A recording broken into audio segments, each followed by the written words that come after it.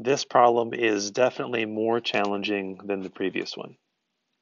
Let's read it first. A balloon is at a height of 50 meters and is rising at a constant rate of 5 meters per second. It'd be nice if the balloon was stationary and not rising. That part of the problem is complicated. A bicyclist passes beneath it, traveling in a straight line at a constant speed of 10 meters per second. How fast is the distance between the bicyclist and the balloon increasing 2 seconds later? Well, let's follow the same steps. Let's identify all the variables involved in the problem. It talks about the height of a balloon. So I'm going to say that y is the balloon height. What are the units of that? It says meters. So you can use an m or you could write meters. A bicyclist passes beneath of it in a straight line.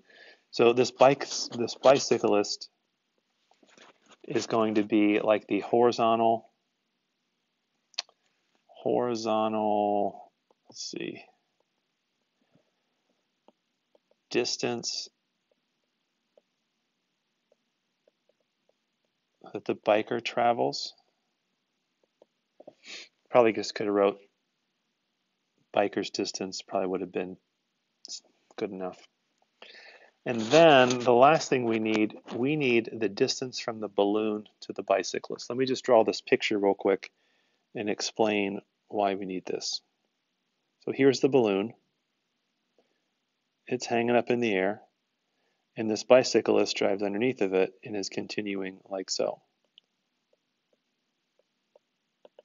The distance from the bicyclist to the balloon would be this hypotenuse, which I'm just going to call r. You can call it whatever you want. R is distance from balloon to the bike. I believe those are the only variables we're going to need.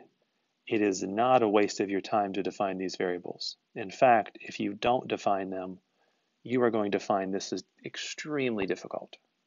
That's step one. Step two, translate the phrases in the sentence to calculus.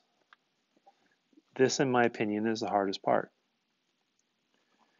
It says that the balloon height is 50 meters.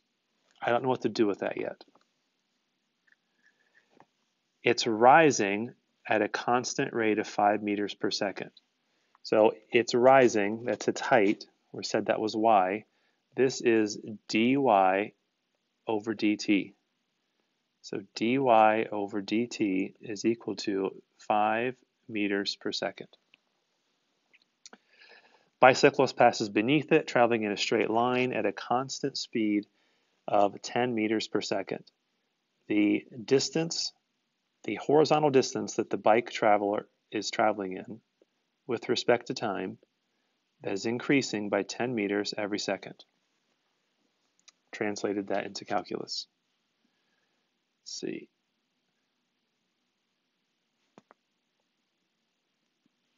That's dx over dt.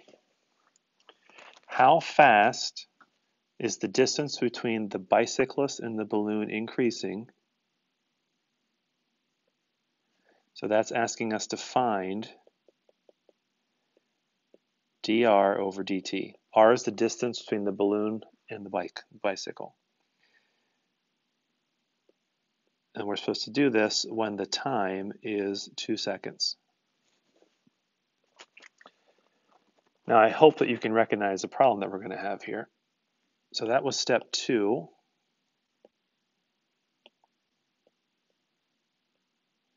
Which was translating the problem into calculus. Step 3, identify if any of the variables in the problem remain constant. None of them really remain constant. Keep in mind, we have not used this fellow yet.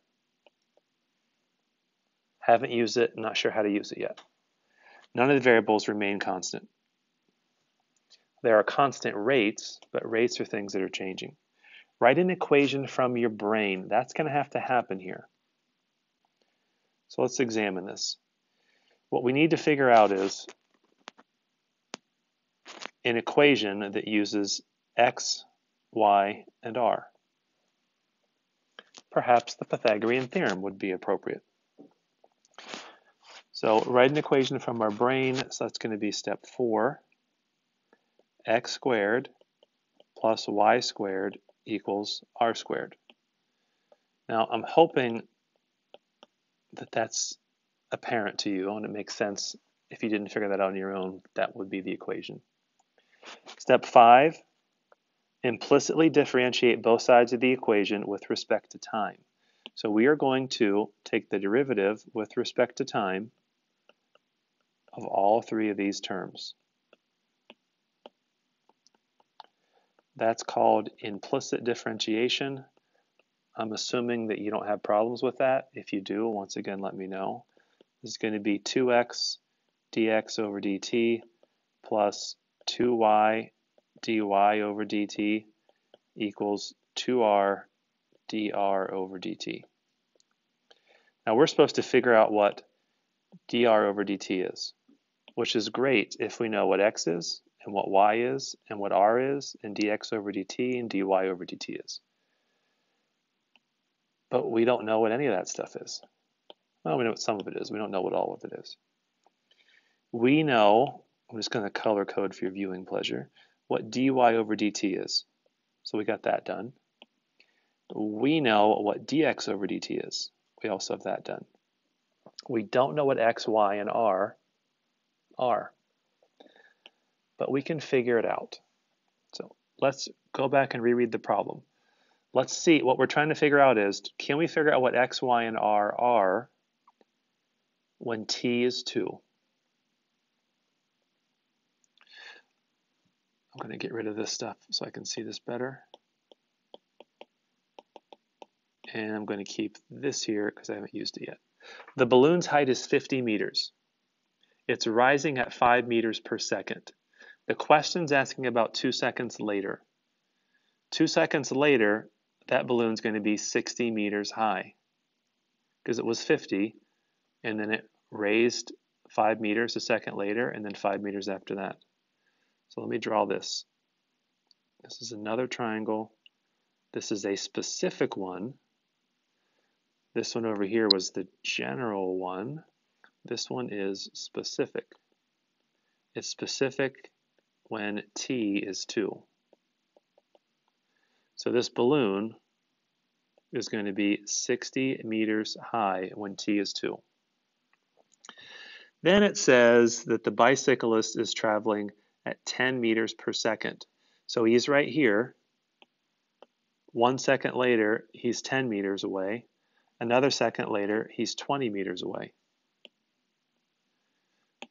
So that means when t is 2, he is 20 meters and a horizontal distance away from the bottom of the balloon. So this is y and this is x. Now how are we going to find r? We're going to use the Pythagorean theorem.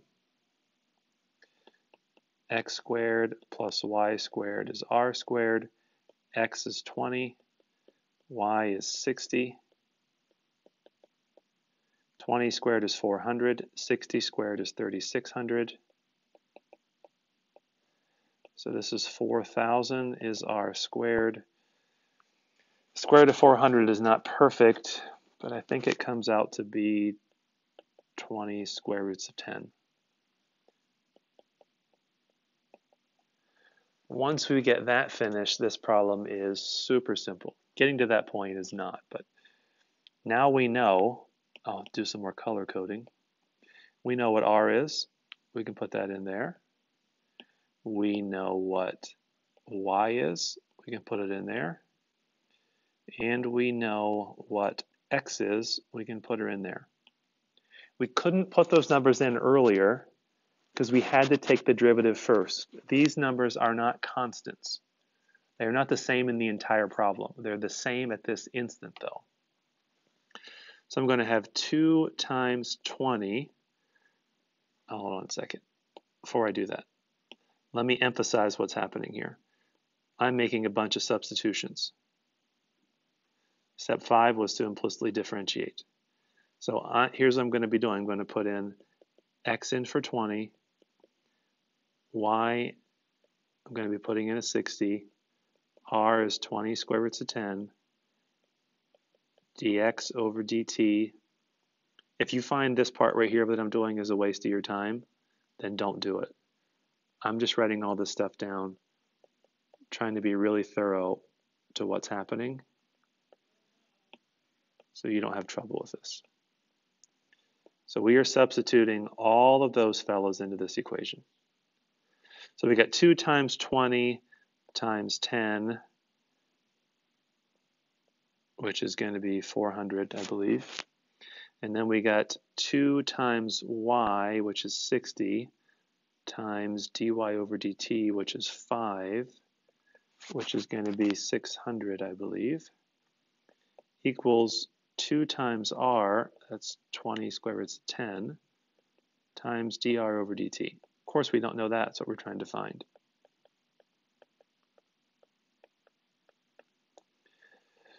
$400 and 600 is 1,000. I'm not sure how strict your teacher is with writing your answer. But if we were to divide both sides by 40 by 40 square roots of 10, perhaps that's good enough. If it's not, this reduces to 25 over square root of 10.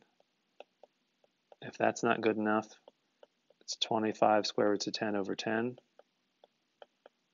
If that's not good enough, it's 5 square roots of 10 over 2, I believe.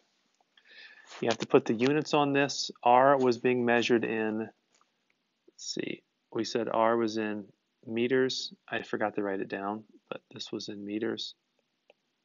This was also in meters. They were all in meters. And time was being measured in seconds. So that's meters per second. Hopefully that's helpful. If you need more help, let me know. And if you think that we need to get together personally to look at some of this stuff because you watching a video is not helpful, that can be arranged as well. So let me know.